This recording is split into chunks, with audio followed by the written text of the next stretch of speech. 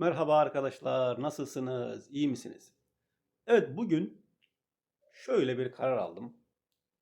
YouTube'da çektiğimiz Türkçe öğretim videolarına günlük hayattan kesitler ekleyeceğim öncesinde ve bu vlog şeklinde olabilir.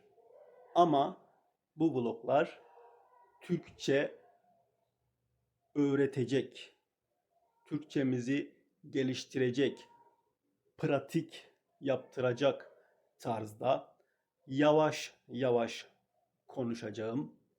Sizler de bu şekilde başlangıçta pratik yaparak, benim konuşmalarımı dinleyerek, dinleme pratiği yaparak Türkçenizi geliştirebilirsiniz. Today I decided to make small vlog video before the lesson. So while you are watching, you can practice Turkish. This vlog video in the beginning, it will be about any topic, or I will show from daily life something but about Turkish language. For example, we can choose a verb while I am doing something. I can show and then I can say the verb or any vocabulary. We can make sentences so you can improve your Turkish. Please, if you didn't subscribe yet my channel, please subscribe now. Haydi başlayalım. Let's start. Evet, güne arkadaşlar kahveyle başlıyoruz. Tabii ki daha öncesinde kalktık, sabah namazımızı kıldık, biraz kitap okundu ve şimdi kahve eşliğinde kitap okumaya devam edeceğim. Evet, basıyoruz ve evet arkadaşlar, düğmeye bastım.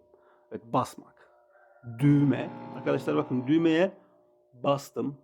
Tamam mı? Düğme bastım. Bakın, dokundum, bastım düğmeye. Ve şimdi bakalım, kahvemiz gelecek.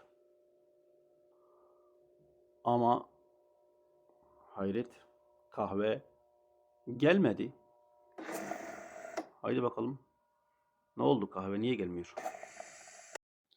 Evet arkadaşlar, balkonda gördüğünüz üzere orada kahvem ve kitabım. Kahve içiyorum, kitap okuyorum.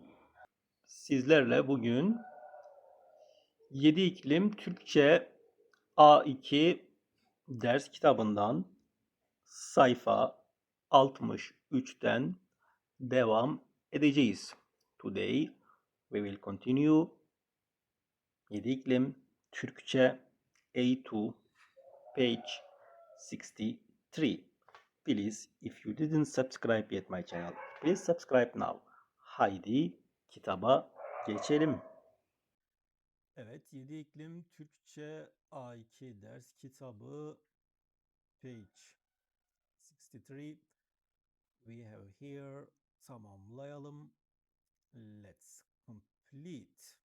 Göre, ca, c, bana göre, or bence. Türkiye'de kıyafetler çok ucuz. Evet. Bana göre, bence, sence, onca, ona göre, bizce, sizce, onlarca. Evet. It means benim düşünceme göre. Bana göre demek, bence demek, benim düşünceme göre demek. Evet. Benim düşünceme göre. Bana göre Türkiye'de kıyafetler ucuz. Bana göre Türkiye'de yemekler pahalı. Bana göre nokta nokta nokta bla bla bla. Okay? So, in my opinion, okay? Bana göre. Okay?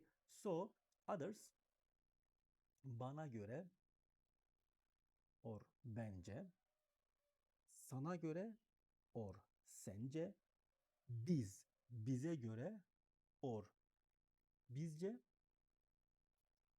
and then size göre or sizce, onlara göre,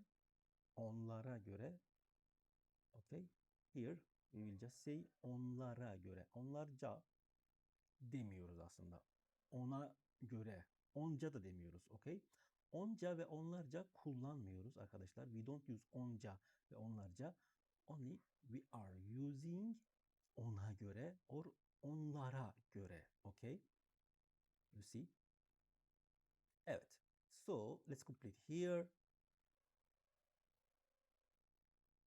En güzel mevsim hangisi? Sen. Sence en güzel mevsim hangisi? Or sana göre. Okay? Sana göre. And then bizce, and then bize göre. Here. Size göre or sizce. And then onlara göre. Okay? So, here we already complete. Okay, and then dinleyelim, işaretleyelim. So here we have reading. Dinleme, listening. Dinleyelim, let's listen. And let's complete. Dinleyelim. Evet. And işaretleyelim, let's mark. Kim ne yapıyor? Who is what who is doing? Yani what, for example, what Funda doing? What Yusuf doing? What Deniz doing? Okay. So let's listen.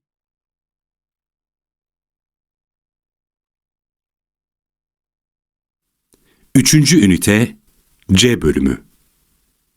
Kim ne yapıyor? Sayfa 63.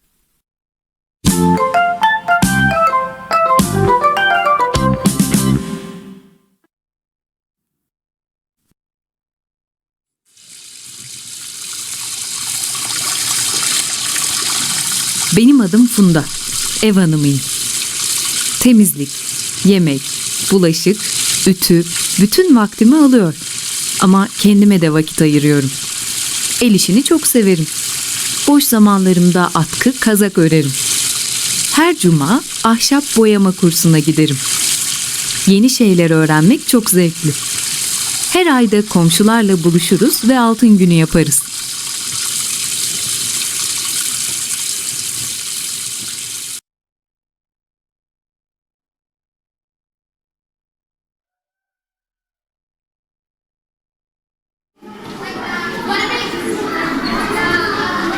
Benim adım Yusuf. İngilizce öğretmeniyim. Derslerim yoğun ama yine de çeşitli etkinliklere sık sık katılırım. Okulda Ebru kursu var. Her cuma öğleden sonra bu kursa giderim. Ebru sanatı beni dinlendirir. Kağıtlara fırçalarla şekiller yapmak bana çok zevk verir. Aynı zamanda çok sportmen bir insanım. Cumartesileri her sabah 5 kilometre yürürüm.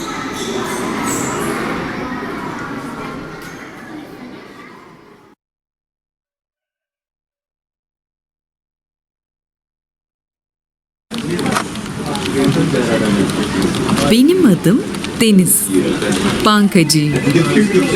İşlerim yoğun. Ama yine de çok güzel bir hobim var. Birkaç yıldır gitar çalıyorum. Arkadaşlarımla hafta sonlarında toplanırız.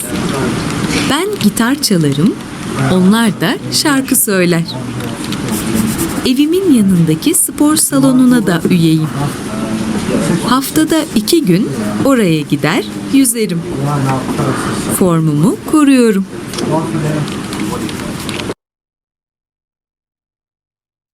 Evet arkadaşlar. We already listened. So you can try to mark first who is playing guitar, okay, who is nokta nokta nokta nokta, and then you can check your answer. You can listen again. Okay, so this is your listening part exercise. Okay, evet, let's continue. Okuyalım. Arkadaşlar, what I will say here, every listening part, end of the book, there is a listening part section. So you can check there, okay, but first listen and then do your answer and then you can check, okay. Let's continue. Okuyalım. Let's read. İster beğen, ister beğenme. İster, ister. Ya, ya. Öyle de diyoruz. Sometimes we say ister beğen, ister beğenme. Ya, ya. Evet. Evet arkadaşlar. İster, ister. Ya da ya, ya. This ister, ister in English, whether or no. Sometimes only or. Okay. For example, if we have ister beğen, ister beğenme, it means whether you like it or not. Like it or not. Okay.